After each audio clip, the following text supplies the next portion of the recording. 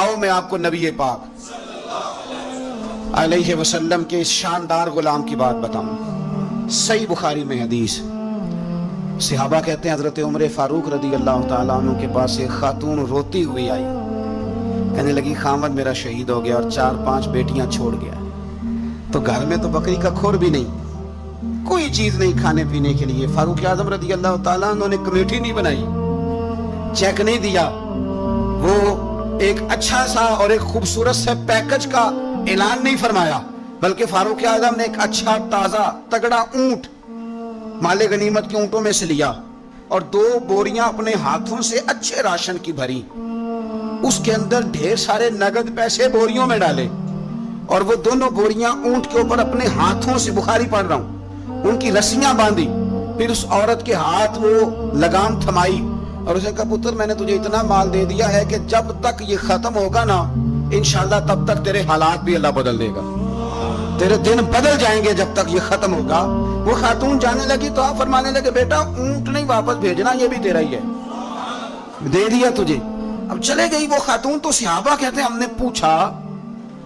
نے پوچھا کہ جناب آپ تو بڑے کفایت شعار ہیں, آپ تو بڑی بانٹ کے چیزیں دیتے ہیں, تو آپ نے اس بچی کو اتنا کچھ دے دیا اور بیک وقت دے دیا اور واقعی بہت زیادہ دے دیا اور نقدی پیسے بھی دے دیے.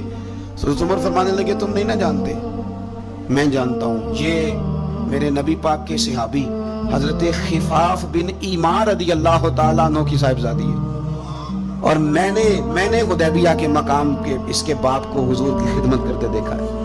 میں نے انہیں جنگیں لڑتے دیکھا ہے, اس کے باپ کو, اس کے بھائی کو.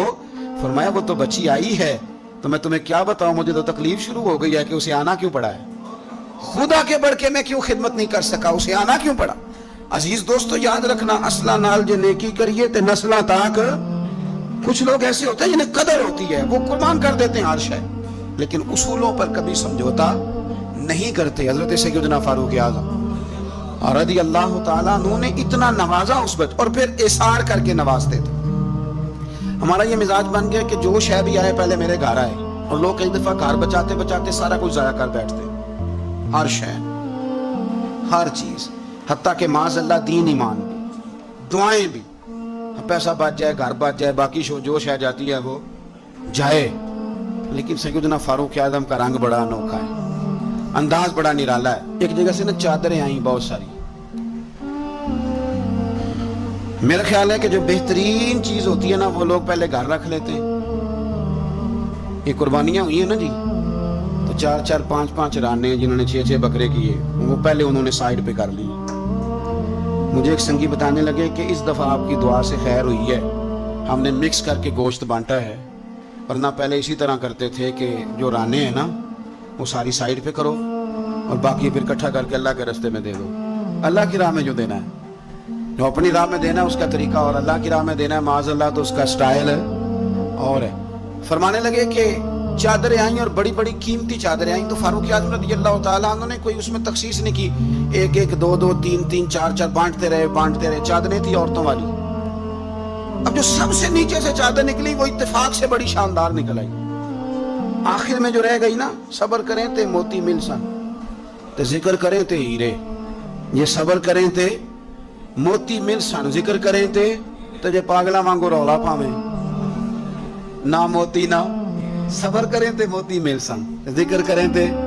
آج کل لوگ شور ڈال کے سارا کچھ کرنا چاہتے. تو چپ کر کے کونے میں بیٹھ جا, تو بیٹھا رہ, تو ڈر نہ دے, پوچھنے والا خود ہی تجھ سے پوچھ لے گا تو کدھر سے آیا ہے. وہ ختم ہوگی بات. صبر کیا نا جب, وہ چادریں ساری, تو ایک چادر اب اپنے گھر والوں کے لیے انہوں نے چادر ابھی دینی تھی, وہ سب سے نیچے قیمتی چادر نکل آئی. تو چادر بڑی حسین ہے اور باری بھی حضرت عمر کی لگ گئی. ان کے گھر جانی تھی چادر ان کی اہلیہ کے لیے. تو ایک صحابی کہنے لگے یہ آپ کی زوجہ جناب ام کلثوم رضی اللہ تعالی عنہا پر بڑی جچے گی چادر, بڑی حسین ہے, اور یہ خاتون اول کو بڑی جچے گی. تو حضرت عمر کہنے لگے ام سلیت رضی اللہ تعالی عنہا ایک خاتون ہے, یہ چادر انہیں دوں گا. کہا ان کو کیوں دیں گے؟ فرمانے لگے اس لیے کہ احد میں جب بہت سارے لوگ زخمی ہو گئے تھے تو میں نے اس بی بی کو دیکھا تھا مشکیزہ اٹھا کے نبی پاک کے غلاموں کو پانی پلا رہی تھی. تو یہ خوبصورت چادر اس کے حصے میں آئے گی جس نے رسول اللہ کے دین کی خدمت کی. وہ حضرت عمر نے بتایا جو حضور کے دین کی خدمت کرتے رہے ہم ان کی خدمت کرتے رہیں گے. फौजियों को भेजते थे ना जब आप जिहाद पर, तो पीछे से फौजियों के घरों में जाते थे सुबह खुद। मैं पहले कह चुका हूं कि ये नहीं कहते थे कि महकमे वालों की ड्यूटी लगा दी है, खुद जाते थे और फौजियों के घर वालों से पूछते थे कोई सब्जी तो नहीं मंगानी, यानी हजरत उमर को सौदा तो नहीं मंगाना। तो वो खवातीन कहती कि हाँ जैतून लाने वाला है, पनीर लाने वाली है, घी लाने वाला है, सत्तुओं की ज़रूरत है। तो फारूक आज़म ने लिस्ट पकड़ी है, तो बाजार में आते तो शोर मच जाता, अमीरुल मोमिनीन आए। लोग पूछते आप कैसे आए, फरमाने लगे वो फौजियों के घरों में सौदा पहुंचाना है। एक दफ़ा कहत भी पड़ा था हज़रत उमर के दौर में, आमुर हुमादा उसको कहते हैं, 8-9 महीने बारिश नहीं हुई थी। हज़रत उमर फारूक ना शुरू से जैतून इस्तेमाल नहीं करते थे। कुछ बंदे को चीज़ें नहीं ना खा सकते, उनका मिजाज नहीं होता। मेरा भाई है गोश्त नहीं खाता, मेरा एक बेटा है सिवाय गोश्त के कोई शय नहीं खाता। अब ये फ़र्क है, कोई कुछ खाता है और कोई कुछ खाता है। अब इसका क्या किया जाए, अपना अपना लोगों का मिजाज है। हमारे सामने बहुत सारे बंदे, बहुत सारी चीज़ें, अल्लाह के फजल से नापसंद कोई शय नहीं, लेकिन कुछ चीज़ें इंसान की तबीयत पर सूट नहीं करती, उससे वो नहीं खाई जाती। ये अलग बात है कि लोग पीर साहब को ब्लैकमेल करते हैं, कहते हैं खाएं, हमने वुजू करके पकाई है, या आपने वुजू करके पकाई है तो वो जो दवाई खा के हजम करेगा, तो आप मेहरबानी करें, वो नहीं खाना चाह रहा तो आप उसको थोड़ी सी गुंजाइश ही दे दें। तो हजरत उमर फारूक जैतून इस्तेमाल नहीं करते थे, उनकी तबीयत को तकलीफ देती थी। अब कहत का ज़माना है, आपका मिजाज था घी के साथ सालन पकता तो खाते, तो कहत पड़ा ना तो घी बहुत महंगा था और जैतून सस्ता था। तो हज़रत उमर ने कहा सारे जैतून ही खाएंगे। घर आके अपनी बीवी से कहा कि आज के बाद हंडिया जैतून में पकेगी। हालांकि उस ज़माने में जैतून बहुत सस्ता है। तो अहलिया कहने लगी बच्चे तो खा लेंगे तो आपका क्या बनेगा। फरमाया मेरा भी कुछ नहीं बनेगा, मैं भी खाऊंगा। अब एक आदमी ने एक चीज़ कभी नहीं खाई, फिर वो रोज़ खानी पड़े। 4-5 दिन बीत गए तो पेट से गुड़ गुड़ की आवाज़ें आने लगी, उसने पेट खराब कर दिया। तो हजरत उमर अमीरुल मोमिनीन अपने पेट से बातें कर रहे हैं, फरमाने लगे जितना मर्जी शोर कर, अपने पेट से कहते हैं शोर जितना मर्जी कर, घी तुझे उसी दिन मिलेगा जिस दिन मेरे नबी की सारी उम्मत घी खाने लग जाए। कार शोर जितना मर्जी तूने करना है, ये उसी दिन मिलेगा जिस दिन हालात नॉर्मल हो गए। अभी कहते हैं अभी तुझे घी मिल सकता, हालात नॉर्मल होंगे तो मिलेगा, कार शोर जितना तूने करना। मेरे भाई यहाँ तो लॉकडाउन हुआ, हालात बदले, बड़ी लोगों को परेशानी हुई। चाहिए तो ये था ना कि वजीर के पास 2-3 गाड़ियाँ प्रोटोकॉल की हैं, वो 3 ही दे देते, एक रख लेते जिसमें सफ़र करते हैं। लेकिन हमारे यहाँ ना लोग गरीबों का दर्द बयान करते हैं, लेकिन उसका अमली इजहार। कहत के दिनों में आपका बेटा तरबूज खा रहा था तो सैयदना फारूक आज़म ने पकड़ के उसके गर्दन पर एक चपत मार दी। फरमाने लगे तू कितना अजीब आदमी है कि लोग कहत में पड़े हुए तू तरबूज खा रहा, खबरदार जब तक सब लोगों को चीजें नहीं मिल जाती उतनी देर तक तुम्हें ये खाने की इजाजत नहीं। और फिर हजरत उमर रज़ी अल्लाह तआला अन्हु के ज़माने में उस कहत के दौर में बारिश नहीं होती। हजरत बिलाल बिन हारिस अल मुज़नी, ये सहाबी हैं, मुसन्नफ इब्न अबी शैबा में मौजूद है। ये ख़त्म कैसे हुई, कहत ख़त्म कैसे? वो गए जाके ना हुजूर के रोज़े पे हाजिर हुए, हुजूर बारिश नहीं हो रही, मेहरबानी करें। कहते मैं वहीं सो गया, मुझे हुजूर ख्वाब में मिले और फरमाया उमर को मेरा सलाम कहना और उसे कहना तो फिक्र न कर, रब बारिश अता करेगा। तो बारिश हुई हुजूर के रोज़े नूर पे जाने की बरकत से। अल्लाह करे उम्मत के लिए रोज़े के दरवाजे हमेशा खुले रहे, कभी बंद ना हो, वहां से तो करम मिलता है। तो जो आज हजरत उमर के बारे में सारी गुफ्तगू है, एक पहलू मैं आपके सामने रखना चाहता हूँ कि एहसास जिम्मेदारी, लोगों के साथ उनका रवैया। एक कहत के ज़माने में ही दूर से कुछ लोग आ गए कि चलो बाहर कहत है तो मदीने चलते हैं। उन्होंने आके बाहर डेरा लगा लिया। हजरत उमर को पता चला कुछ मुसाफिर भी आ गए, तो आपने खाने पीने का सामान उठाया, पुश्त पे रखा, कंधे पे तो जा रहे हैं। जनाब अबू हुरैरा फरमाते हैं उमर भी थे, उनके खादिम भी थे। मैंने पूछ लिया कहाँ जा रहे हो, तो कहने लगे पीछे मुड़ के अबू हुरैरा है।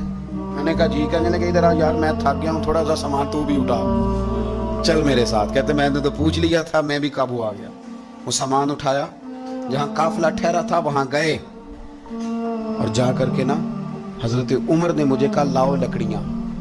कहते हम लकड़ियाँ इकट्ठी करके लाए तो उमर ने खुद आग जलाई, फिर फारूक आज़म ने खुद खाना पकाया और फरमाया जब वो मेहमान रोटी खा रहे थे तो उमर रो रहे थे। हमने कहा हुजूर रोते क्यों है? फरमाने लगे जब रब के भूखे बंदे रोटी खा लेते हैं तो अल्लाह राजी बड़ा होता है। तो सोचता हूँ मुझ छोटे आदमी को रब करीम ने कितना एजाज़ दिया है कि मेरी वजह से आज इन भूखों ने खाना खाया।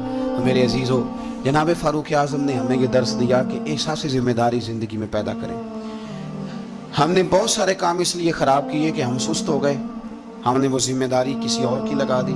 ہم نے ساری زندگی پروٹوکول تلاش کیا, عزت تلاش کی. ہم نے لوگوں کو شیشے میں اتارنے کا طریقہ سیکھا. اس نے بے سکونی بھی پیدا کی معاشرے کے اندر, ہمیں بھی تکلیف میں رکھا, دوسروں کو بھی تکلیف میں رکھا. اگر مخدوم بنو گے, خدمت کرانے کا مزاج بناؤ گے تو ساری زندگی تکلیف میں رہو گے, اور اگر خادم بن جاؤ گے تو پھر تو ذہن بن جائے گا کہ میں نے کھلاتے ہی رہنا ہے. حضرت عمر فاروق نے بتایا لوگوں کو کہ قوم کا سربراہ قوم کا خادم ہوتا ہے. انہوں نے خدمت کر کے لوگوں کو بتایا کہ اس طرح کر کے اگر اپنی زندگی کو ترتیب دو گے نا, پھر تمہارے لیے جینا آسان ہو جائے گا. اور کسی بڑے آدمی کا طریقہ بھی یہی ہوتا ہے کہ وہ اس طرح کے طریقے اپنائے کہ ذوق بڑھے. حضرت عمر کو لوگ کام کرتے ہوئے دیکھتے تھے تو ان کا ذوق بڑھتا تھا, ان کا بھی دل کرتا تھا. وہ کہا تھا نا اقبال نے, وہی ہے تیرے زمانے کا امام برحق جو تجھے حاضر و موجود سے بیزار کرے اور موت کی شکل میں دکھلا کے تجھے جلوہ یار زندگی تیرے لیے اور بھی دشوار کرے, مشکل کر دے تیرے لیے جینا. وہی ہے تیرے زمانے کا امام برحق.